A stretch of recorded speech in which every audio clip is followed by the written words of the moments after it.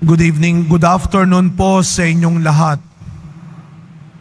Tayo po ay nasa Miyerkules sa ikatlong linggo sa panahon ng Adbyento. At para sa mga nagsisimbang gabi, nakakalimang gabi na sila. Kaya nga sabi ko doon sa mga nagsisimbang gabi, galing-galingan ninyo, baka kung kailang isa na lang, mapurnada pa ang siyam na gabi ninyo o ang siyam na madaling araw.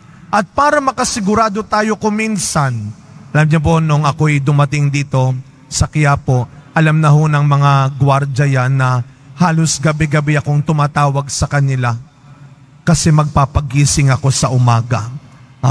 Nagpaparing ako, kuya, pakiring ako ng 5, ng 5:30, ng 4 p.m. para siguradong magigising ako. Alam niyo mga kapatid, bago matapos ang taon na ito, 5 araw na lang yata, Pasko na. Tanungin natin ang sarili natin, bago matapos ang taon na ito, napakinggan ko na ba ang dapat kong pakinggan?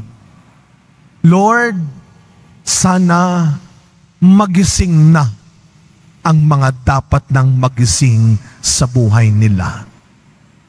Isang mahalaga pong utos, isang mahalagang bagay na ginagawa at dapat nating gawin ngayong Adbyento ay ang salitang makinig. Kaya sa ating mga pagbasa ngayon, sa unang pagbasa sa Ebanghelyo, narinig natin ang salitang makinig. Sa ating unang pagbasa, ano ang sabi ni Propeta Isaías? Makinig kayo. Huwag nyo nang galitin ang Diyos. Ginagalit nyo na nga ang isa't isa, pati pa naman ang Diyos, gagalitin ninyo. At saan daw nagagalit ang Diyos? Simple lang. Alam ito ng bawat magulang dahil matigas ang ulo natin. Dahil hindi ka nakikinig. Sino ba namang tao ang hindi magagalit kapag hindi siya pinapakinggan? Sino ba namang tao ang hindi maiinis, magtatampo, pag hindi na siya pinapahalagahan? Dati ho may isang pelikula pambata, hindi naman pangbatang, hindi cartoons, ang pamagat Nanny McPhee. 2 part yan. May part 1, may part 2. May magandang sinabi itong si Nanny McPhee, isang yaya ng mga batang matitigas ang ulo. Sabi niya, if you need me, but you do not like me, I will stay. But if you like me, and you do not need me, I will go. Ilang kaya sa atin ngayon ang ganyan? Na pinipili mo pa rin manatili kahit parang hindi ka na pinakikinggan dahil merong ka pa rin ipinaglalaban. Siguro ganyan ang Diyos sa tao. Kahit matigas ang ulo natin, hindi nagbago ang kabutihan ng Diyos. Hindi sinukuan ng Diyos ang katigasan ng ulo natin. Marami ng propetang pinadala ang Diyos. Hindi nakinig ang tao. Hindi siya naniwala. Hindi siya nagbalik loob. Gumawa pa siya ng kanyang mga Diyos-Diyosan. Matigas ang ulo. Pero ang Diyos hindi nagbago sa kanyang kabutihan. Kaya meron tayong tinatawag na December 25. Kaya may Pasko.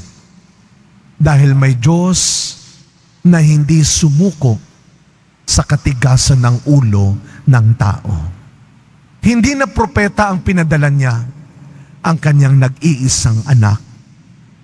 At sa ating ebanghelyong narinig, ito'y magandang halimbawa ng mabuting pag-uusap ng tao.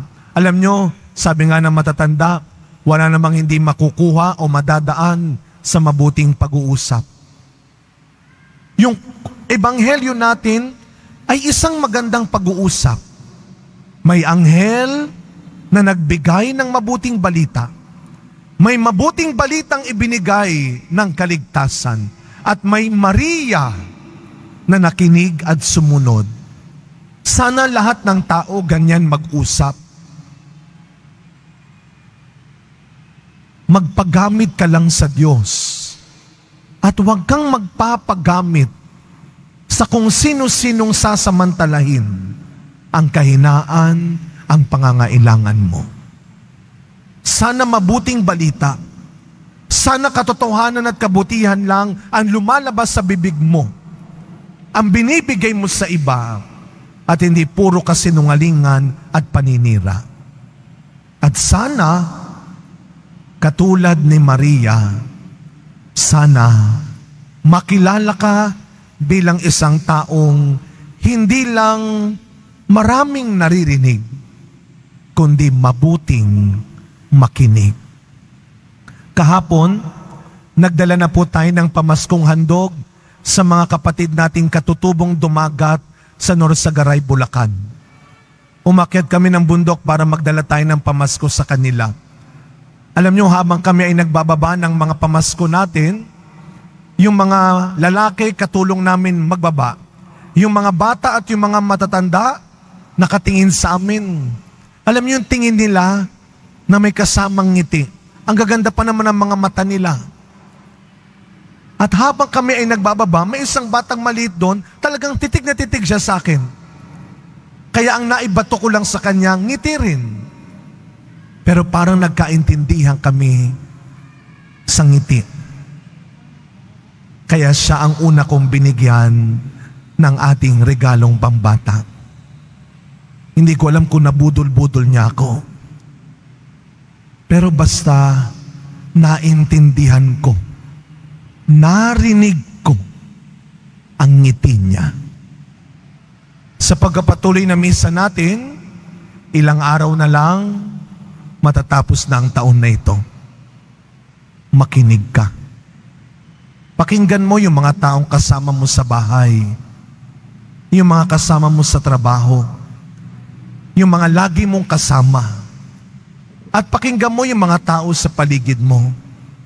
Marami silang gustong sabihin kahit wala kang naririnig.